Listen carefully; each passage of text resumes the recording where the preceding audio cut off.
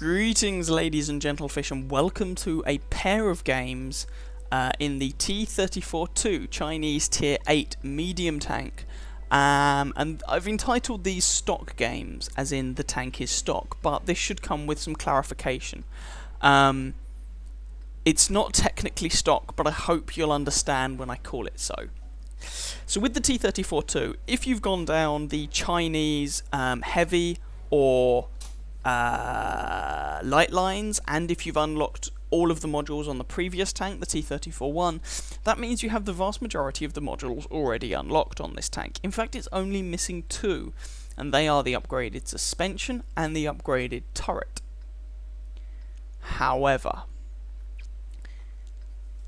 we get into an issue of guns. Now, the T-34-1 at Tier 7, the top gun available on that was a 100mm gun. You did not have to unlock that gun on that tank, but if you did not unlock that gun, you had to put up with a pair of cruddy 85mm guns that you had on the Type 58. They were alright on the Type 58 at Tier 6, but at Tier 7 they're looking decidedly dubious. Here at Tier 8, in order to mount any gun other than one of those two 85mm guns, you need the upgraded turret. In order to mount the upgraded turret, you need the upgraded suspension. So I am basically missing the two modules required to have a gun that's not one of the 85mm guns. So this gun is not technically the stock gun. The stock gun on this tank is the same as the stock gun on the T-34-1, is the same as the stock gun on the Type 58, and if you've got any sense at all, you've already unlocked a better gun on the Type 58. So this gun, with its armor-piercing rounds, has 160 damage and 128mm of penetration. 128 penetration was alright at Tier 6, it's wearing rather thin at Tier 7, and it's positively awful at Tier 8. That is why I am carrying quite so much APCR, which has 172mm of penetration, which is still pretty damn abysmal. Well, no, it's not abysmal for a Tier 8 medium tank. It's about the same level as the T-44's Top Gun, but it's certainly not good. So that's why I'm calling these stock games, because I'm having to use this awful, awful gun. But, well, you'll see where we go with this. So, this is a Tier 8 game. We're top tier, which is good. You know, using this gun in a Tier 10 game would be positively painful. And we are assaulting the Siegfried line. Fair enough. We've spawned up the top, which is my preference anyway. And I'm just going to try and see what I can do. I'm not expecting to perform miracles in this match. I'm really not. It's also worth noting that as I had to obviously retrain my crew for this tank, and I retrained for credits, I don't think I have a 100% crew, and look at the size of that aiming circle while the tank's on the move. It's the size of the state of Nebraska. Good God. Anyway, so yeah, I'm just moving up here. I've already warned the team I'm stock, so they shouldn't expect miracles. Well, and when I say stock, I mean I'm using, you know, stock guns. So I guess the nice thing about a lot of the Chinese tanks, and the same is true for many nations, is that if you've gone down multiple lines, you unlock a lot of modules for other lines, if that makes sense. A lot of modules are used on multiple lines, which is nice. But whoever decided that you weren't allowed to mount the 100mm gun from the T-34-1 on this tank without first researching the top turret on this tank needs to be taken out the back of a room somewhere, and, to horribly steal a phrase from Jingles, beaten to death with the stupid stick. My God, I want to take out their eyes with hot pokers. Anyway, here are a lot of targets, and here you are seeing the decidedly unimpressive gun depression on this tank. I believe on paper it's 5 degrees. It feels a lot worse than that, I must admit. But I believe on paper it's 5 degrees. So I'm not managing to have any success trying to make that position work. And we've got a few guys over there anyway, so I'm going to relocate. And I'm going to go and relocate into the town. Why am I relocating into the town? Well, the town is flat, so it doesn't really require the gun depression. Now you can see that while I have taken a good chunk of APCR, I don't currently have it loaded. I have armor piercing loaded, which is more than enough for the rear armor of a T-34-2. I have found my counterpart on the enemy team. Put 2 shots into him, Oh, alas, I wasn't quite able to put in a third shot. But never mind, there's some damage done. And Indian Panzer is not currently looking this way. The armour on the Indian Panzer is pretty uninspiring. I just penetrated him with less than 130mm of penetration, to give you an idea of how bad it is. And that shot went into the side of the turret. I was a bit lucky to hit that, to be honest, but you know, I'll take a little luck. T-28 prototype, I am not hanging around to take a shot from him to the face, because that is going to sting. But T-28 prototype takes a massive amount of damage for his trouble. Have a blind shot there. Indian Panzer again coming around. Can I get any more fire on him? No, because a Borsig just rebalanced the ever-living crap out of him. Oh dear. Anyway, so changing the engagement here. Moving further into the town. And there's a Jagdtiger 88. Jagdtiger 88 will shred this tank. This tank has okay turret armour. It's technically better than the T-34-1s at tier 7, but the fact that you're now a tier higher means that it's effectively worse. But yeah, so your turret is okay, but your hull armour is absolutely appalling. I am just trying to side scrape around this corner. See what's there. Our team is currently winning 6-3. Which is nice. I mean, attacking is always dubious when you have a lot of tank destroyers. Or it often is, especially on this map. But as it is, we appear to be making it work. Rheinmetall Borsig, and I get a lucky shot on the move into him there. And we're winning 8 kills to 4. I don't really want to go over there and take a Borsig to the face, so I decide to relocate. And you can see that even with the top engine on this tank, which I do have here, it's not exactly the fastest machine in the world. I mean, it's not slow, but it's not lightning quick. Now, that's going to be hampered slightly by the fact that my driver will not be 100% in this game, and also I have the stock suspension. But even so, and you know, having played this fully upgraded, the speed is okay, but it's not absolutely amazing. Right, 9-5, trying to find some targets. 9-6, 10-6. I need to find some targets to kill before the game ends. Ferdinand's coming around this corner, so I decide to get a shot into his side and then continue around this corner to hopefully appear behind his royalness and get shots into his bum. But I'm conscious that he's probably turned around now to face me. 5-minute warning. So I'm just being cautious, and I think he's probably turned around to face me, so I'm going to try and come up from behind him again. Which way is the Ferdy facing? Ooh, Ferdy just lost a lot of health. Oh, and I'm running out of things to shoot. Screw it, just go, go, go, go. Oh no, he's looking this way. Ish. No, he's not, no, he's not, no, he's not. Screw it. Ooh.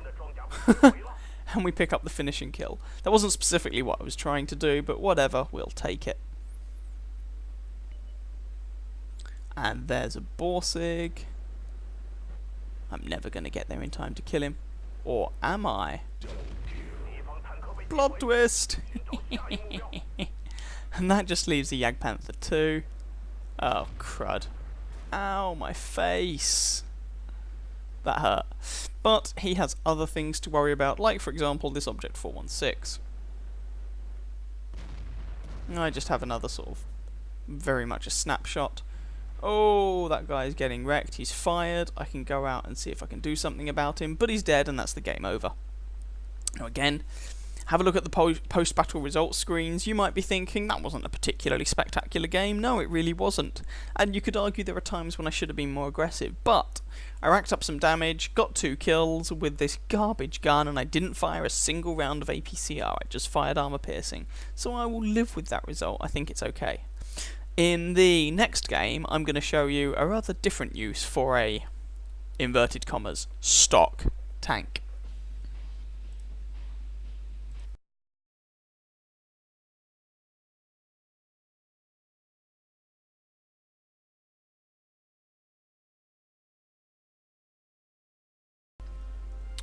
Here is game number 2. You can see that we are not top tier. This is a tier 9 game, although there's only 2 tier 9s per side, and one of those is artillery, so it's not too bad.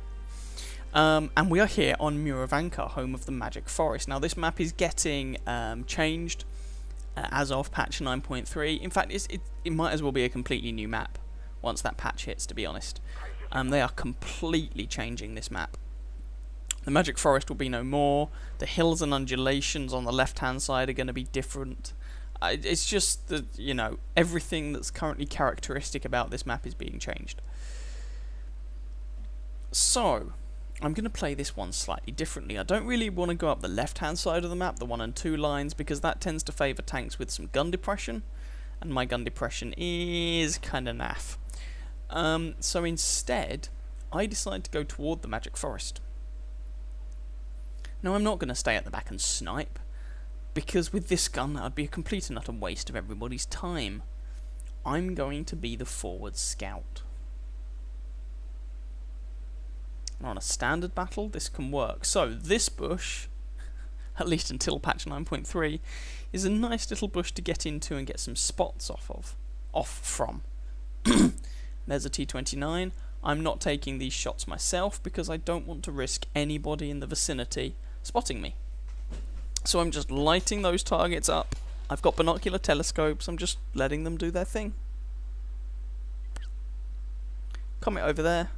My view range may not be the best view range in World of Tanks, but combined with some binocular telescopes, it's more than up for this challenge. And there's a Panther 2. Hopefully some guys will shoot him. Shooting is indeed happening.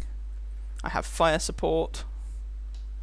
That comet that snuck around has died. You know, this is all good.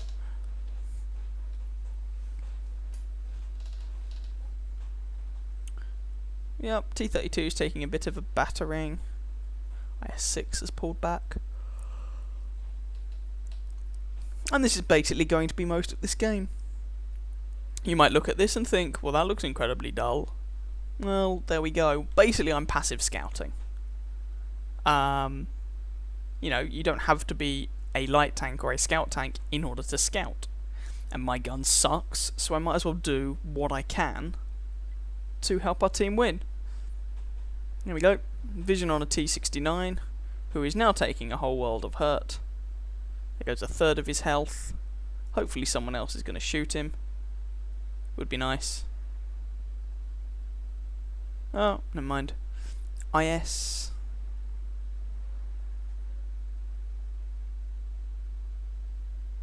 And you could argue, well, surely you can make some of these shots, but, as I say, I risk giving my position away to anyone who is vaguely nearby. Move up a little bit more. And sit in another bush. And try and get some vision further up the map.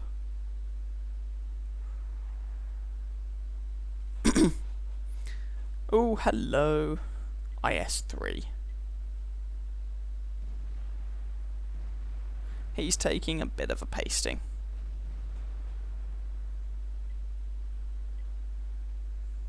I think I decide, screw this, I'm bored.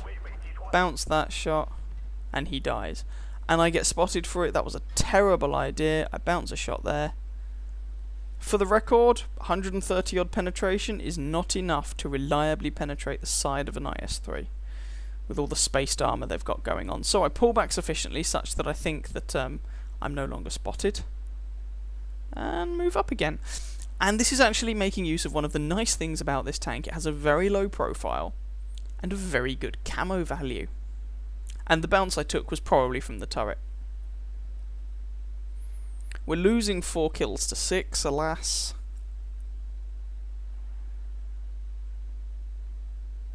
But you know, let's not rush this.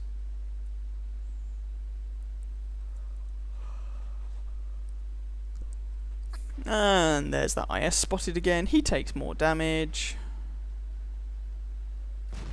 I take that shot. Alas, he gets away on not a fat lot of health. And oh Christ, T-69. I'm running away now.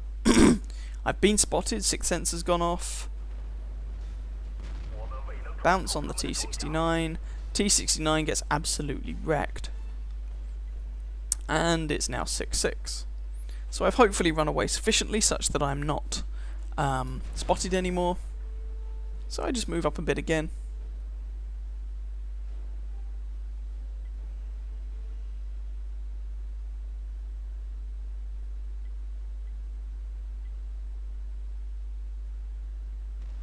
And I just try to get myself in a position to continue spotting people.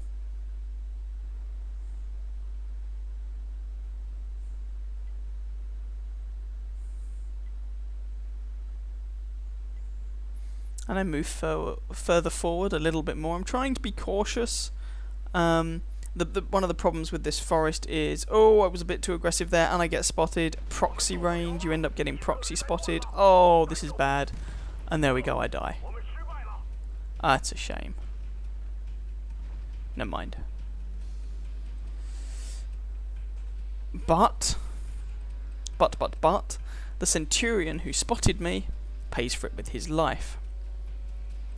And there I actually exit the game. The Centurion loses all of his health, and he's a tier 9 medium tank. I'm a tier 8 medium tank, and I'm stock as all hell. And I die. Now, as it is, I think we win that game. And I didn't do much damage at all. In fact, I did one penetrating hit with an 85mm gun. But pay attention to my assistance damage. I think I did over 5,000 spotting damage in that game, which meant that I actually finished reasonably high up on the leaderboard. So there we go. Stock tank, but still picking up a good amount of XP. Just trying to make those stock grinds as painless as I possibly can. And in the end, I had some free XP lying around just from playing the game and slowly accruing it. And I used that to eventually help unlock the tracks and top turret to give this a gun worth shouting about. And I will gradually be showing you games from this tank as it's elited. But these games, the tank was not elited. But anyway, I hope you guys enjoyed those games and saw what you can do even if your gun sucks. And especially that second game. I mean, I was not doing anything there that kind of anyone else couldn't really have done, but I was utilising my good camo rating and my low profile.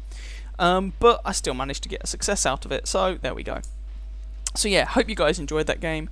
If you did, please feel free to catch some of my other videos and or subscribe to my channel, and I wish you very happy hunting on that battlefield. Ciao, ciao.